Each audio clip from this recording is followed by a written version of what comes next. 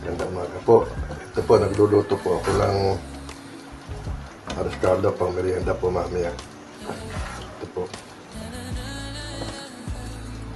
Meron po itong atay, pitso ng manok, at saka maraming luya, sibuyas, bawang, paminta, saka meron din pong suwete oil, patis, saka po tubig. Pero inilaga ko po muna ng yung mga laman. Meron din pong atay. Naglagay din po ako ng itlog. Ito na po, luto na po. Ready to serve na po ito. Sana po pakipalo nyo na lang po yung mga binibideo ko. Like at saka pakishare na rin po.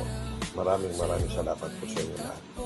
Ito po chicken stick na version ko. Maraming salamat po.